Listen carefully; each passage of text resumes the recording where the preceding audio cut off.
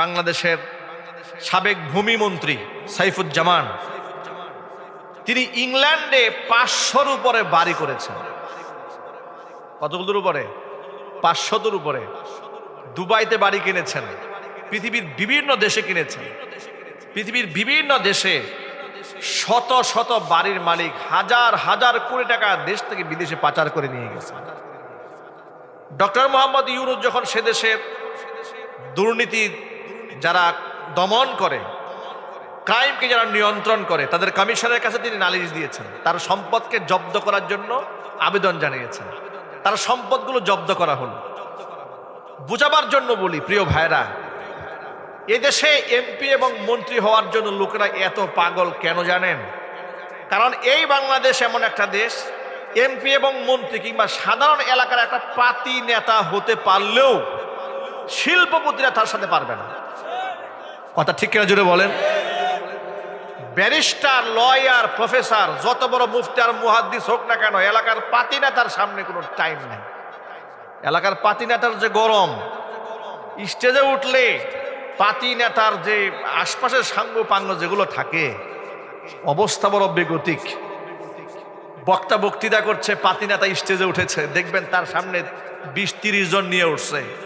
ওযু নাই, গোসল নাই, নামাজ নাই, কালাম নাই, টাকনুর নিচে কাপড়, একটু আগে বিড়ি টাইনে আসছে, পুরা স্টেজ দুর্গন্ধে ভরে গেছে। বলে স্যার খুব ব্যস্ত, হুজুর মাইকটা একটু দেন, স্যারে একটু বক্তব্য দিয়ে চলে যাবে। এরপরে হুজুরের বক্তব্য ব্রেক দিয়ে স্যারে মাইকটা হাতে নিয়েছে, মাইক্রোফোন হাতে নিয়েছে।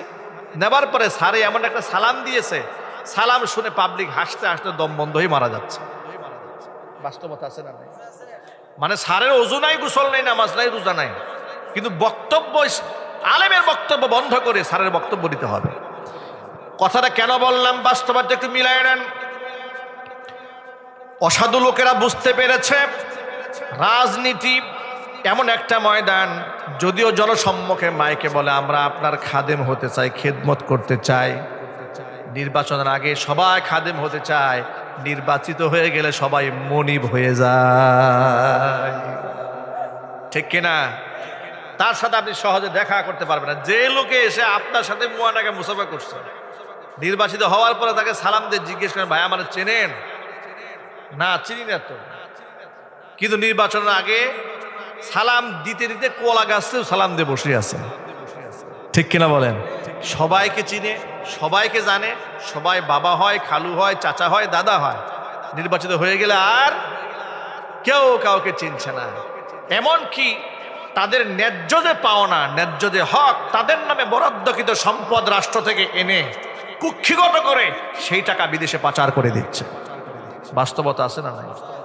এই জন্য আমরা আল্লাহর কাছে দোয়া করি, অন্তর্বর্তীকালীন সরকার সংস্কারে যতগুলো উদ্যোগ গ্রহণ করেছেন, তারা যেন সংস্কারটাই এত সুন্দর করে করতে পারেন যাতে করে রাজনীতির মাঠে যে মধুটা আছে, অর্থাৎ পয়সা ইনকামের যে সুযোগটা আছে, এমন একটা সিস্টেম, এমন একটা মেকানিজম এ রাষ্ট্রে করা উচিত যে রাষ্ট্র থেকে সম্পদ লুটপাট করার সিস্টেমটাই যেন বন্ধ হয়ে যায়। কথা ঠিক কিনা জুড়ে বলেন? রাজনীতির মাঠ থেকে ইনকাম যদি বন্ধ হয়ে যায়, তাহলে দেখবেন যে সমাজে হাজার হাজার পাতি নেতা আছে না, ফেস্টুন দিয়ে শহর ভরে ফেলছে। এই ফেস্টুন আপনারা খুঁজে পাবেন না একটাও। এই ফেস্টুন যে করে, এগুলো নিজের টাকা দিয়ে করে না, আরেকজনের দোকানে চান্দা নিয়ে করছে। কথা বলতে হবে, ঠিক কিনা জুড়ে বলেন? আল্লাহ পাক এই দেশকে হেফাজত করে, জুড়ে বলেন আমিন। প্রিয় ভাইয়েরা আমার, কথা প্রসঙ্গে এতগুলো কথা কেন বললাম শোনেন। আল্লাহ তাআলা যেভাবে সুদকে হারাম করেছেন, অনুরূপভাবে আল্লাহ তাআলা ঘুষকেও হারাম করেছেন। নবী করিম সাল্লাল্লাহু আলাইহি ওয়াসাল্লাম বলেছেন, আর রাশি ওয়াল মুরতাশি লা ইয়াদখুলুল জান্নাতা। যে ব্যক্তি সুদ নেয়, যে ব্যক্তি ঘুষ গ্রহণ করে আর যেই ব্যক্তি ঘুষ দেয়, উভয়ে জাহান্নামী। আল্লাহ নবী সাল্লাল্লাহু আলাইহি ওয়াসাল্লাম বলেছেন এর একটাও জান্নাতে প্রবেশ করবে না। জোরে বলেন নাউজুবিল্লাহ। ঘুষ দাতা এবং গ্রহীতা উভয়ে জাহান্নামের আগুনে পড়বে। সুদ যে ব্যক্তি নেয়, সুদ যে ব্যক্তি দেয়, সুদ যে ব্যক্তি লেখে, সুদ যে ব্যক্তি সাক্ষী হয়, এই 4 প্রকার ব্যক্তির উপরে নবী করিম সাল্লাল্লাহু আলাইহি ওয়াসাল্লাম লানত দিয়েছেন। জোরে নাউজুবিল্লাহ পড়েন। কথা শুনতে কষ্ট হচ্ছে আপনাদের? মনে রাখবেন এই কথাগুলো। মা আয়েশা রাদিয়াল্লাহু তাআলা আনহা হাদিসের রাবি, তিনি বলেছেন, লানা রাসূলুল্লাহ সাল্লাল্লাহু আলাইহি ওয়াসাল্লাম আকিলার রিবা ওয়া মুকিলাহু ওয়া কাতিবাহু ওয়া শাহিদাহু। 4 শ্রেণীর মানুষের উপর নবী সাল্লাল্লাহু আলাইহি ওয়াসাল্লাম লানত দিয়েছেন। এক, আকিলাহু, যেই ব্যক্তি সুদ খায়, ওয়া মুকিলাহু, যেই ব্যক্তি সুদ দেয় মানে খাওয়ায়। 3 নাম্বার, ওয়া কাতিবাহু, যেই ব্যক্তি সুদ লেখে, ওয়া শাহিদাহু, যেই ব্যক্তি সুদের সাক্ষী হয়। এই 4 শ্রেণীর মানুষের উপর আল্লাহ রাসূলের লানত। চিৎকার দিয়ে এখন নাউজুবিল্লাহ। সুদ এমন ভয়াবহ পাপ, আল্লাহর নবী সাল্লাল্লাহু আলাইহি ওয়াসাল্লাম বলেছেন, লিররিবা সাবউনা জুজান আদনাহা আইয়ানকিহার রাজুলু উম্মা। যেই ব্যক্তি দুনিয়াতে সুদ খায়, সুদের মধ্যে 70টা কবিরা গুনার স্তর আছে। সবচাইতে নিম্ন স্তরের গুনাহ হচ্ছে আইয়ানকিহার রাজুলু উম্মা, ব্যক্তি তার নিজের মায়ের সাথে জিনা করা। যে ব্যক্তি সুদ খায় সে নিজের মায়ের সাথে জিনা করে। ঘৃণার সাথে একটু জোরে বলে নাউজুবিল্লাহ। সেই সুদের সাথে আমাদের কোনো সম্পর্ক থাকবে? আল্লাহ যেন হেফাজত করেন, জোরে করেন আমিন। আপনি কষ্ট করে সংসার চালান প্রিয় ভাইরা, কিন্তু সুদে হাত দেবেন না, রেশওয়াত নেবেন না, ঘুষ নিবেন না, অবৈধ ইনকাম করবেন না। অবৈধ ইনকাম করে কোনো সুখ আছে, শান্তি আছে, সম্মান আছে? দেখুন, যারা বিগত 16 বছর বাংলাদেশের মানুষগুলাকে জিম্মি করে, আলেম ওলামাদেরকে জেলখানায় বন্দি করে, টর্চার করে, রাষ্ট্রের হাজার কোটি টাকার মালিক যারা অন্যায়ভাবে হয়েছে, তাদের জীবন, তাদের বাস্তবতা তো আল্লাহ তাআলা আমাদের চোখের সামনে তুলে ধরেছেন। ঠিক কিনা বলেন? কোরআন শরীফে একটা আয়াত আছে সূরা তাহাতে, আমি মাঝে মাঝে এই আয়াতটা তেলাওয়াত করি, আর আমার মনের মধ্যে এটা নিজে থেকে আমার মধ্যে ইসলাহ আসে যে আল্লাহ তাআলা আমাদেরকে কত সুন্দর সবক দিয়েছেন, কত সুন্দর করে বুঝিয়েছেন। এই পৃথিবীর মানুষ যদি এখান থেকে শিক্ষা গ্রহণ করত। কোরআনের ভাষায় আপনাদেরকে নসিহতটা শোনাচ্ছি। আল্লাহ পাক বলছেন, ওয়ামান আ'রাদা আন যিকরি ফাইন্না লাহু মাঈশাতান দানকা ওয়া নাহশুরুহু ইয়াওমাল কিয়ামাতি আ'মা قال رب لم حشرتني أعمى وقد كنت بصيرا قال كذلك أتتك آياتنا فنسيتها وكذلك اليوم تنسى। আল্লাহ পাক বলছেন, ওয়ামান আ'রাদা আন যিকরি, যেই ব্যক্তি আমার কোরআন থেকে মুখটা ফিরাই নেবে। মান আ'রাদা আন যিকরি আই কোরআনি, আমার কোরআন বিমুখ জীবন যাপন যে ব্যক্তি করবে, ফাইন্না লাহু মাঈশাতান দানকা, এই পৃথিবীতে অজস্র সম্পদের মালিক সে হয়েও যেতে পারে, কিন্তু তার জিন্দেগিটাকে আমি আল্লাহ সংকীর্ণ বানায় দেব। মনের মধ্যে সুখ থাকবে না, সংসারে শান্তি থাকবে না, রাজনৈতিকভাবে বিরাট প্রভাব দেখা দিলেও মানসিকভাবে তার চাইতে জঘন্য, তার চাইতে অপরাধ প্রবণতায় আর কেউ ভুগবে না। মানে তার গোটা জীবনটাকে আমি আল্লাহ তাআলা সংকীর্ণ বানাই দেব। বাস্তব প্রমাণে একটু আমাদের বাংলাদেশের ওই সমস্ত ব্যক্তিদের দিকে একটু তাকায় দেখেন, যারা আলেমদেরকে কোমরের মধ্যে রশি লাগিয়েছিল, হাতের মধ্যে হ্যান্ডকাপ পরিয়ে মানুষের সামনে লাঞ্ছিত অপমানিত করেছে, আছে না নাই? এটা জোরে বলতে হবে। আলেমের নামে মিথ্যা মামলা দিয়ে বছরের পর বছর অন্ধকার কারাগারে রেখেছে, আলেমদেরকে আয়না ঘরে রেখে টর্চার করেছে, কষ্ট দিয়েছে, চিকিৎসা পর্যন্ত গ্রহণ করতে দেয় নাই। যারা এই সমস্ত জুলুম অত্যাচার করেছে, একটু তাদের বাস্তব জীবনের দিকে বর্তমান তাকায় দেখেন, গোটা পৃথিবীর জমিন আল্লাহ পাক তাদের জন্য সংকীর্ণ বানিয়ে দিয়েছে। ঠিক কিনা বলেন? তারা নিজের ঘরে বসবাস পর্যন্ত করতে পারে না, তারা বিদেশে রিফিউজি হয়ে পড়ে আছে, বেঁচেও তারা মরা মানুষের মতো জীবনযাপন করছে। কথা ঠিক নেবে? ঠিক। এটা কোরআন মাজিদের আয়াতের বাস্তব নমুনা। ওমান আ'রাদা আন যিকরি ফাইন্না লাহু মাঈশাতান দানকা, আমার কোরআন বিমুখ জীবনযাপন করবা, পৃথিবী প্রশস্ত হওয়া সত্ত্বেও তোমার জন্য আমি সংকীর্ণ বানাই দেব। শুধু কি তাই? আল্লাহ পাক বলছেন, দুনিয়াবী শাস্তি এটা যে দুনিয়া সংকীর্ণ হয়ে যাবে, পরকালীন শাস্তি হবে আরো ভয়াবহ।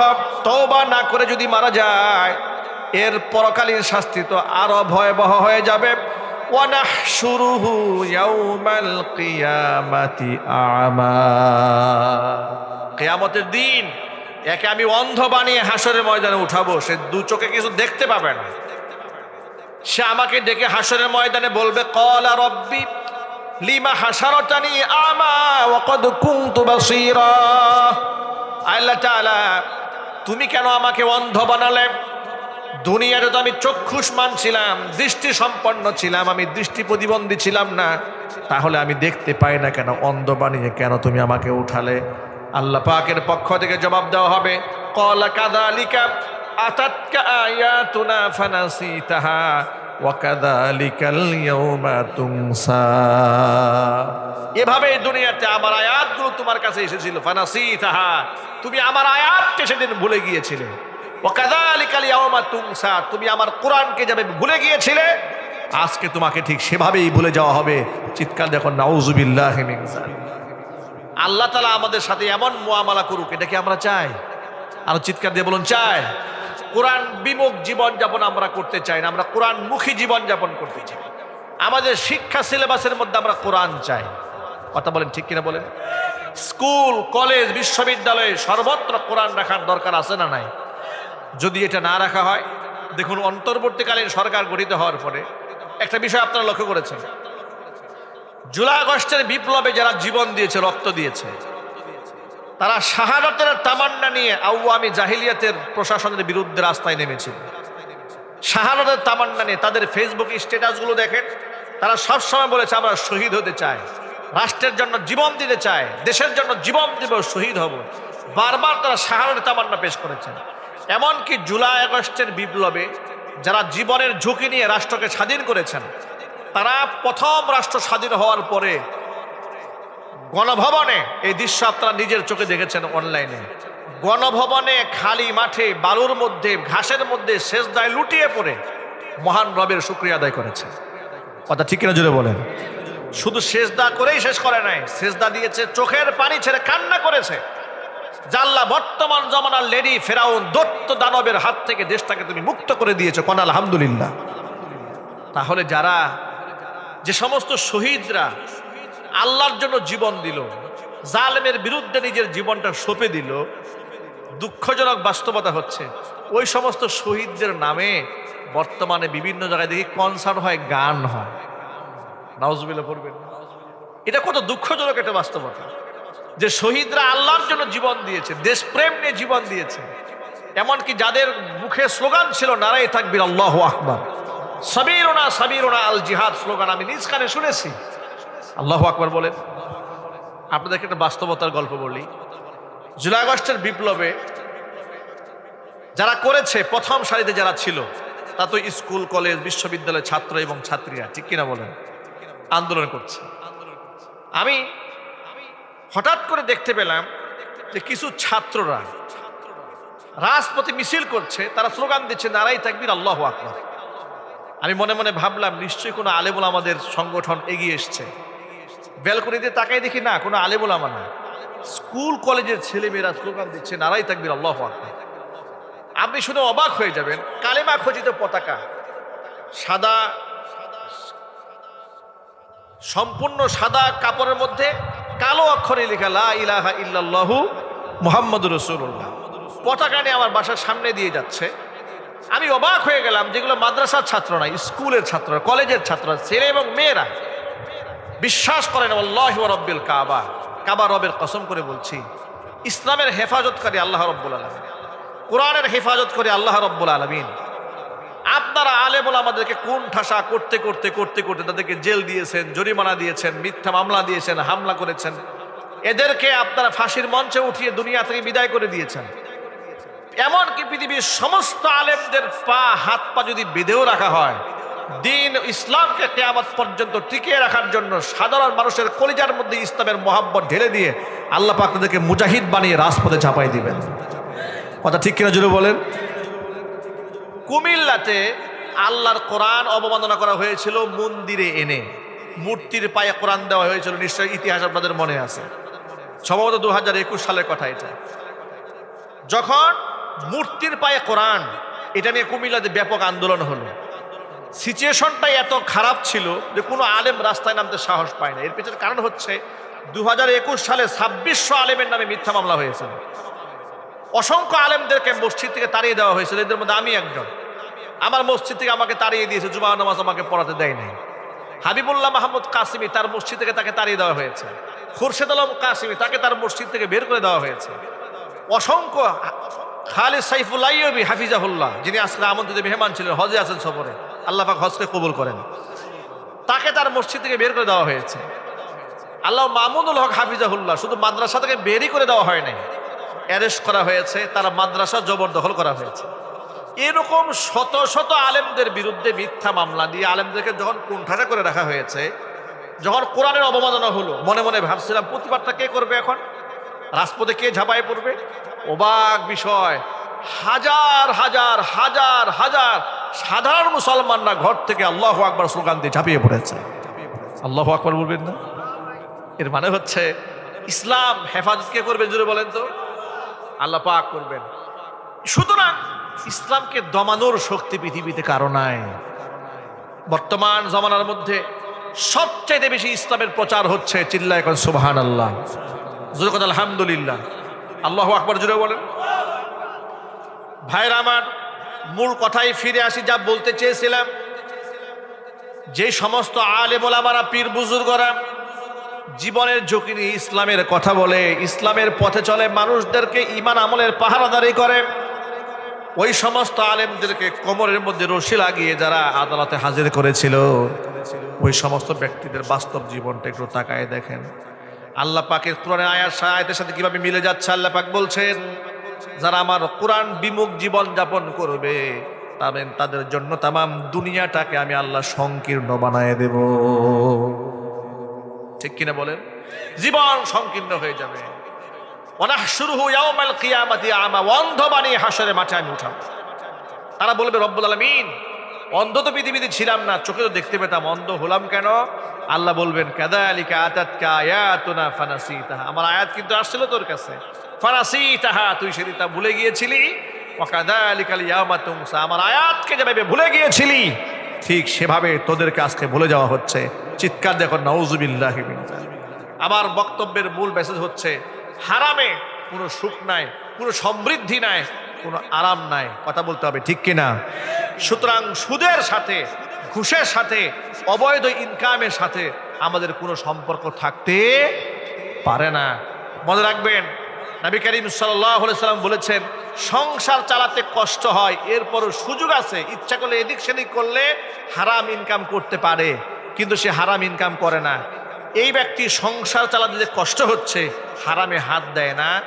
আল্লাহর পথের মুজাহিদ জিহাদ করে যেই সওয়াব পায়, কষ্ট করে সংসার চালিয়ে বান্দার আমল নামার মধ্যে বান্দার সেই সওয়াব পায়। হালাল রিজক আল্লাহ পাক যেন আমাদেরকে বরকত দান করেন। একটু জোরে বলতে হবে আল্লাহুম্মা আমিন। প্রিয় ভাইরা, আজকে থেকে ওয়াদা করতে হবে, আমরা সব ধরনের সুদ এবং ঘুষকে পরিহার করবো। আমরা বলি ইনশাআল্লাহ, সেটা ছোট হোক বড় হোক, কোনো প্রকারের সুদি লেনদেন আমরা করব না, ইনশাআল্লাহ বলেন। এই হিম্মতটা কি আছে তো? একটু জোর আওয়াজে বলতে হবে, এই হাত তোলেন, আল্লাহকে দেখান, এই সাহস আছে তো ইনশাআল্লাহ, যে কোনো ক্রমে আমরা হারাম ইনকাম করব না। বলেন ইনশাআল্লাহ, জোরে করে ইনশাআল্লাহ, হাত নামান।